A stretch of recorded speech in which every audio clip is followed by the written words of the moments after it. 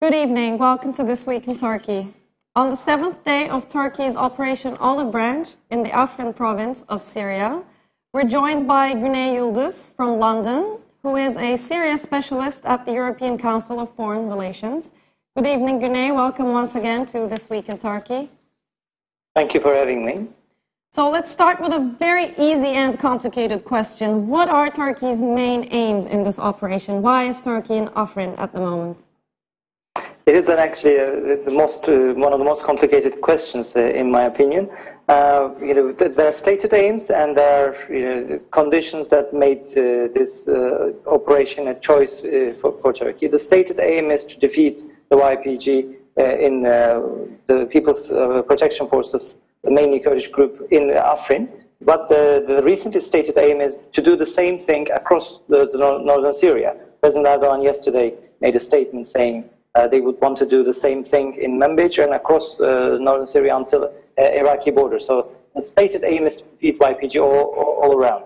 And also we've heard of military officials saying that the first thing they want to establish is a buffer zone between YPG-controlled Afrin and Turkey. But what we have seen, what we have observed from the signals coming out of Turkish foreign policy makers is that they believe a strong army and a strong presence on the ground, a military presence on the ground, is a key to a strong foreign policy. And the direction of events inside Syria have been going against what the Turkish government sees as being against their interests. So the YPG gained ground, further beyond the Kurdish majority areas, and they started partnership with the U.S. Also, they were tactical partnership with the Russian government. And after defeating IS, I mean, IS has not been, Islamic State has not been fully defeated, but they are diminished to a secondary role now. In a post-ISIS Syria, the two main forces are the Assad government and YPG-led Syrian Democratic Forces. And the future of Syria will be shaped between these two actors. And Turkey felt the need to enter into this equation to prevent any gains or to roll back the gains by the YPG. And they believe they're militarily in a good position to target Afrin because of the air advantage of airstrikes. But in the first week, we've seen that the ground operation, which was in Turkish media hailed as that will be very easy, will not be that. It doesn't look like it will be very easy. We're the first. The week is over almost with the operation, and the ground operation only succeeded it scored very limited success in the north of Afrin, and there are reported casualties on both sides until now. Turkey's main aim is to be on the ground to prevent YPG's gains. Whether they will push, to defeat YPG across the board, or will, concede to establishing a buffer zone, we'll have to wait and see. You've touched upon Erdogan's statement about Manbij possibly being the next target, but Manbij is under U.S. influence, and this would in turn mean that Turkey would have to confront U.S. forces there. Is this likely, do you think? Can Turkey really extend the scope of this operation to include Manbij? What are the risks associated with a move as such? President Erdogan a week ago mentioned that the next step in this operation will be Manbij, but yesterday in his speech he actually included the whole northern Syria as that will be targeted after Afrin operation, or the next step will be that. The reason why Turkey targeted Afrin was that this region lies outside the areas where U.S. directly cooperates with the YPG and provides air support. So U.S. has never committed to the defense of Afrin, permission and entered Afrin precisely because it wasn't a U.S.-controlled area. So by extending, by threatening to expand the operation into northern Syria, President Erdogan is directly challenging the U.S. position in this. But when Manbij was mentioned, as the next step, the U.S. State Department officials said that there are U.S. soldiers, U.S. military presence in Manbij, and those forces will be defending themselves against any offensive. So actually, there's kind of a war of words between the President Erdogan and U.S. officials, and the U.S. officials.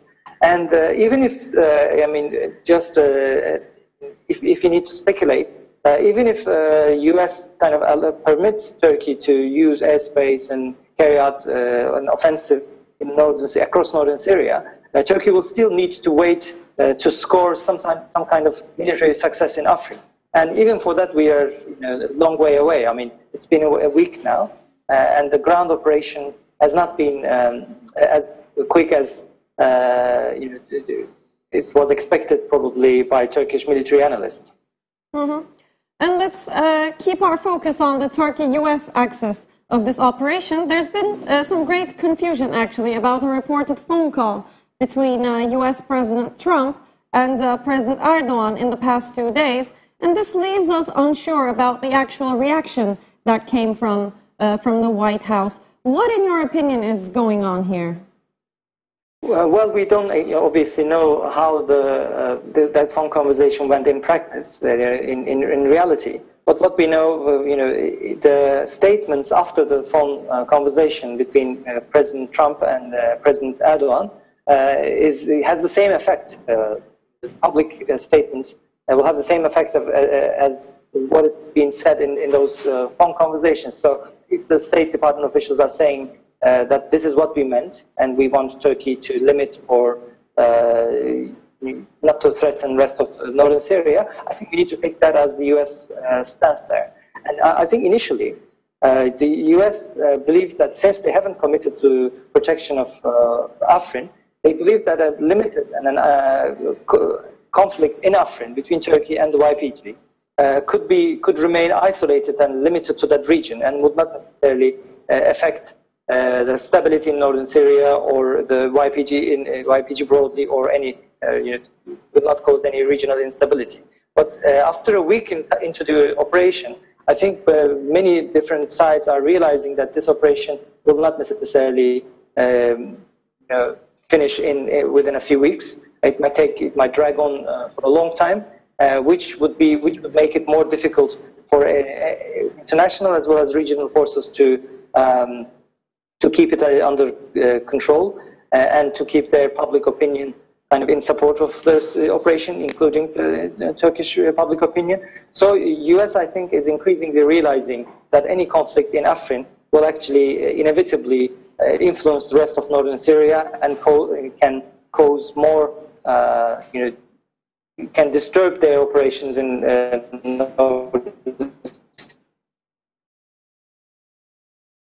And let's move on from the U.S. now, and let's now talk about the other states and the reactions that came from, particularly European states. How should we make sense of these mixed reactions? Let's take the UK as an example, and I'm asking this because I know you've advised the British Parliament's Foreign Affairs Select Committee on Turkey in the past. So, for example, the UK Foreign Minister, Boris Johnson, has stated that his government supports Turkey's decision. What do you think about how different European states are reacting? I mean, Turkey and European states have had their own problems for different reasons for some time now. And the Kurdish issue and the issue of YPG in Syria, which receives indirect support from European states through international coalition, but no direct support or no political support. YPG or PYD do not receive much political support from Europe. The European countries and Turkey believe that any deal on this issue might help rapprochement between individual European states and Turkey. So, European states shared U.S. initial analysis that this operation will be limited and will be isolated in Afrin, and they don't need to worry about that too much because there is no ISIS presence in Afrin, and if Turkey controls this area, it won't make any big difference in regional landscape. But as the conflict prolongs, this will also pose some challenges to the European states, because it is likely that European public opinion, perspective on this issue might change. And we have seen one example in Germany, which agreed to supply Turkey, to upgrade Turkish the tanks they provided to Turkey. But recently, yesterday, I think they stopped. They declared that they're going to stop upgrading to the tanks they're providing to Turkey. So that shows how the government's positions can change. With regard to UK, I mean, because of the Brexit, because UK is leaving the European Union, London is more keen to have better relations with Turkey, and there have been very important commercial trade deals, including in the defense industry, with modernization of Turkish fighter jets, and also transferring fighter jet technology to Turkey. So Turkish-UK relationship is really in a good state, and the UK is probably as the closest ally of Turkey in the Western Hemisphere, I would say. So the trade relations and other close relations explains actually why UK is supporting Turkish position here. But as I said previously, if this conflict demonstrates itself to be influencing the rest of the region, then London's position on this might change as well. Last but not least, certainly, let's get to Russia. Moscow stated in the beginning of this week, shortly after the operation started, that the unilateral steps taken by the US have been a major factor that enraged and provoked Turkey and resulted in this operation. So where does Russia stand here, in your opinion? Well, we need to put this into perspective of where the political situation in Syria at the moment. We are entering into a post-ISIS Syria, and in a post-ISIS Syria, there are two main forces that would shape the future of Syria. One is through SDF, through Syrian Democratic Forces. And Russia's main ally on the ground is the Syrian regime. And they would want the Syrian regime to come on top of any kind of negotiations or conflict if that happens between YPG and the Syrian regime. In order to prevent YPG from being a powerful actor in shaping the future Syria, and when I call YPG, I mean administrations, Kurdish-led administrations in northern Syria.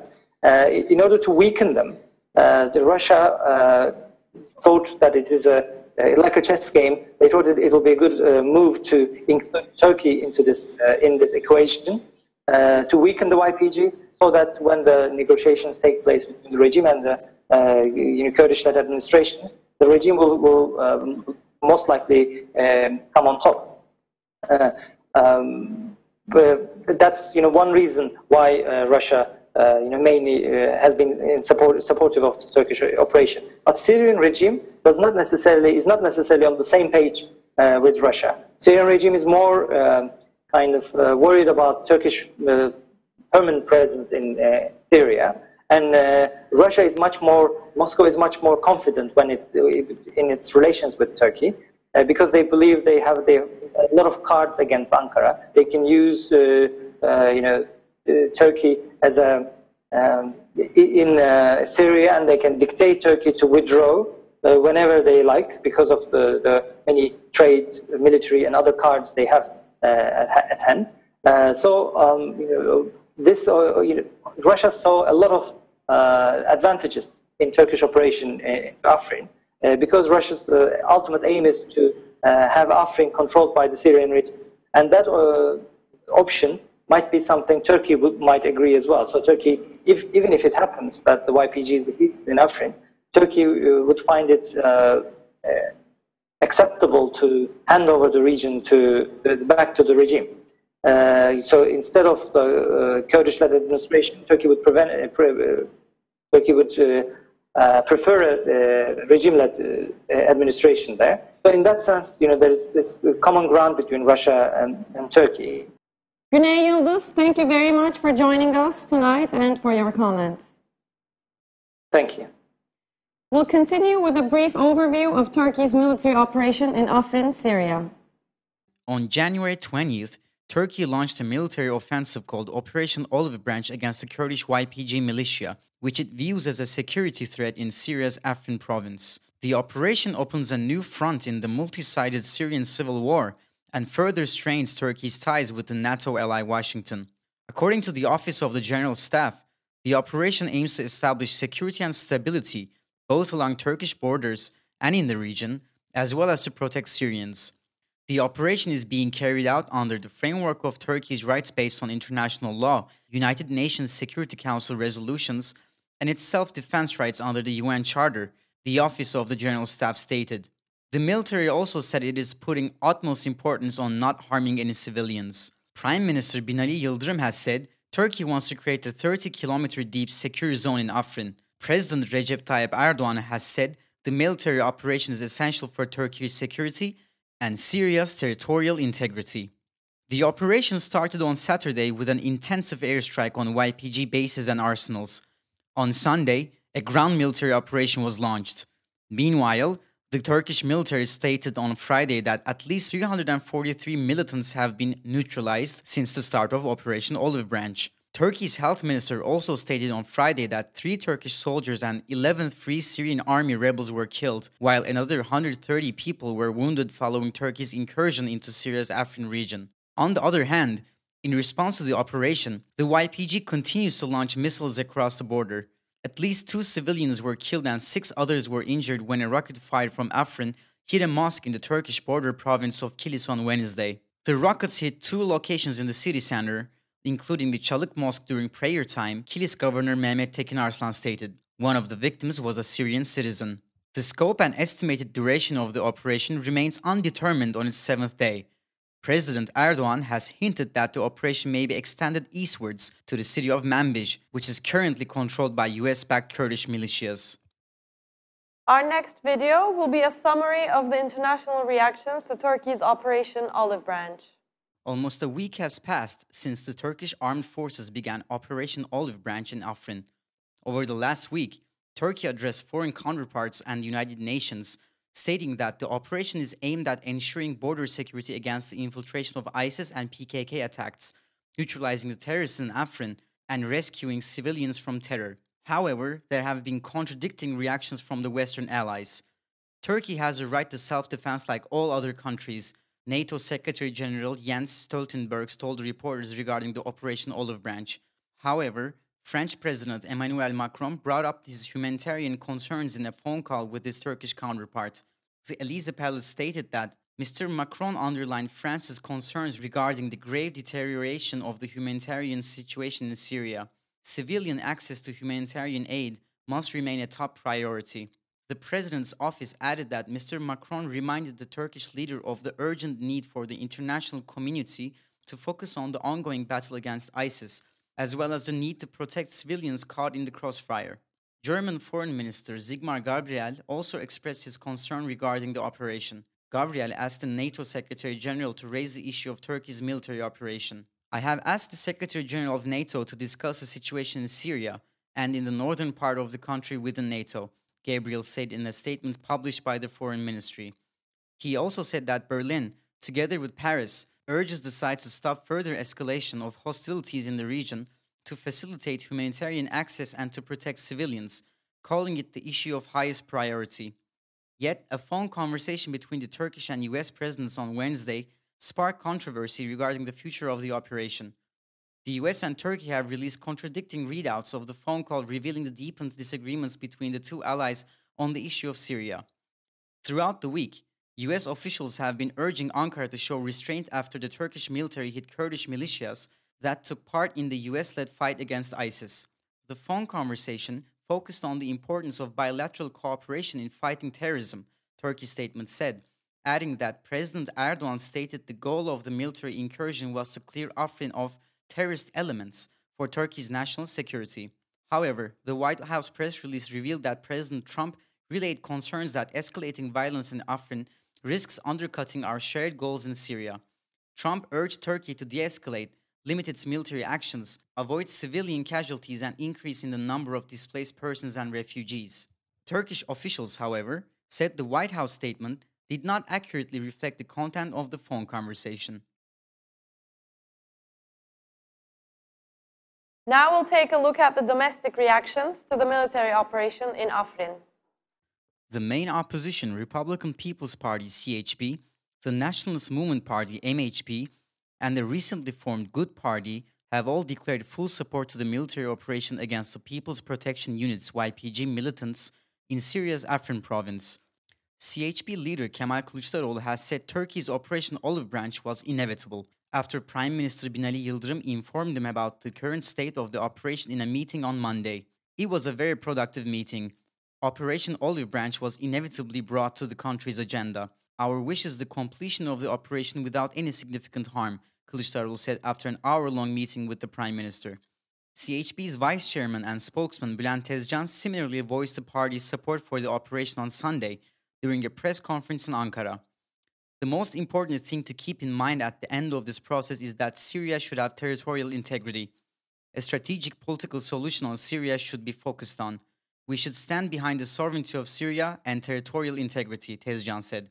CHP Deputy Group Chair Engin Altay said that the operation should not be exploited to make gains in domestic politics and will not let President Recep Tayyip Erdogan turn the operation into a one-man show. MHP has also voiced support for the Afrin operation. There is no other way to clear our borders from terrorism, MHP leader Bahçeli told reporters on Sunday at a news conference in Ankara, describing the operation as a national cause. He also stressed that defeating the PYD-YPG in Afrin and Manbij was Turkey's national target. Good Party leader Meral Akşener also declared support for the operation. Our full prayers are with our glorious army and heroic soldiers in the Afrin operation. May God ensure that this operation is completed without any loss of lives, and may our soldiers be full of power and strength. May God protect them, Akşener tweeted.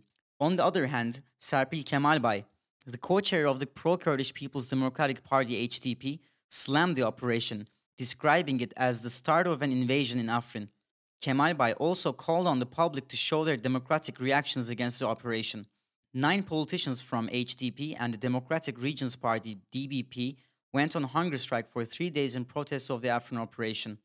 Meanwhile, Ankara Governor's Office said it has banned all rallies, protests, meetings, concerts and similar organizations across the capital for as long as the Operation Olive Branch is underway. So far, 150 people have been detained in 31 cities for counter-propaganda. Prominent Turkish journalist Kadri Gürsel spoke to Medyascope TV this week about Turkey's ongoing military operation in Afrin. Americans made this happen, but Turkey started this offensive after making a deal with Russia. And through this, Turkey found itself within the parameters of a game set by Russia. Turkey was in them before, during the Astana process too, but this time Turkey wants to set a new game here because the current game is not going well for Turkey. That leaves us with this. If the regime wins in Idlib, there will be hundreds of thousands of Sunni Arabs who won't be able to live under the regime. Where will you put these people? There are already close to 4 million refugees in Turkey. You need to make space for these people. Instead of transporting them to the Elbap operation zone, which is the Euphrates Shield Zone, and let's call it the Albap-Jarablus-Azaz Triangle, they can be let through from Afrin directly. I mean, if they are put there without entering Turkey, or if they are settled in Afrin, I don't know, but it looks like Afrin will most probably be destroyed at the end of this operation. I mean, in the next months, or just the next month, maybe later, we can't know at this time. Let me say this in brackets. The duration of this operation will be determined by Ankara. If they can tolerate larger losses, they can finish it quickly. But how does one measure larger losses? I don't know, but if they want to keep the loss at a minimum, this will be a long operation. That's what it looks like.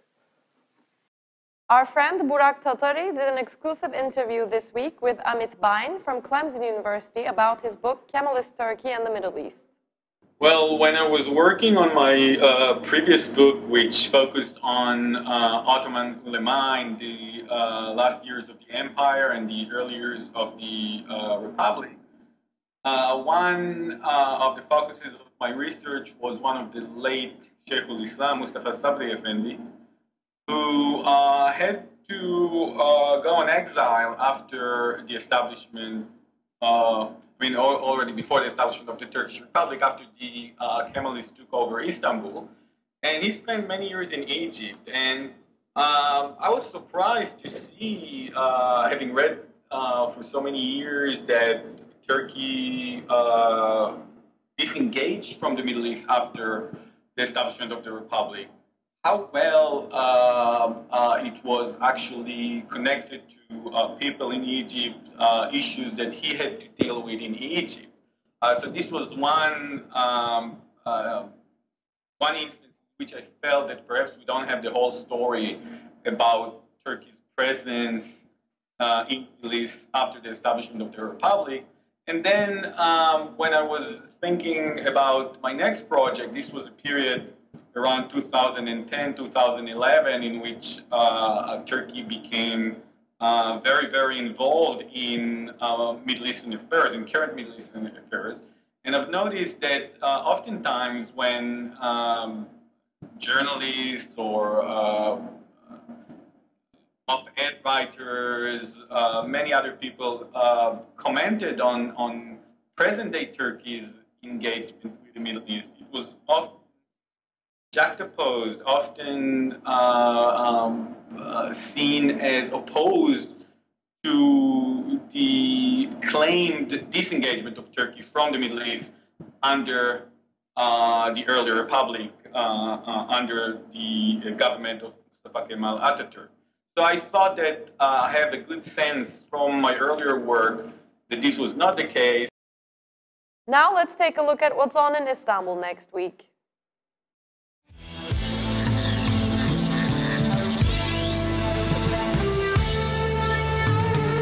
An extraordinary name in dance music from Portugal, Luis Clara Gomez's new disco project Moulinex will be at Babylon tonight. In addition to their own productions, they are known for their remixes of Cut Copy, Sebastian Tellier and Two Door Cinema Club, and they welcome many names including Camp, Mirror People, The Chick, Throws and The Shine.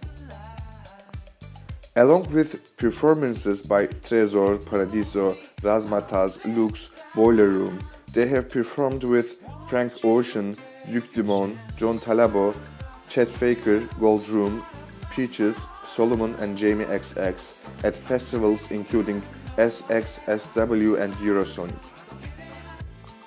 Moulinex just released their third album, Hypersex. The founders of Soul Review, Orkun Bözdemir and Can Ayverdi, will be the hosts tonight with their DJ performances before and after the live performance by Moulinex. The Film Festival Queer Fest begins today in Istanbul and runs through Sunday. Pink Life Queer Fest, organized by Pink Life Lesbian, Gay, Bisexual and Trans LGBT Solidarity Association in Ankara, is the first queer festival in Turkey. Film enthusiasts have an opportunity to watch LGBT-themed films from different countries from all around the world. First edition of the festival was held in 2011 in Ankara. Starting from the fourth edition, the festival takes place both in Ankara and Istanbul. The Ankara session had been banned by the governor's office last year from November 18th onwards. Film screenings are being held in Tasarım Atölyesi Kadıköy, İdea Kadıköy and Tütün Deposu.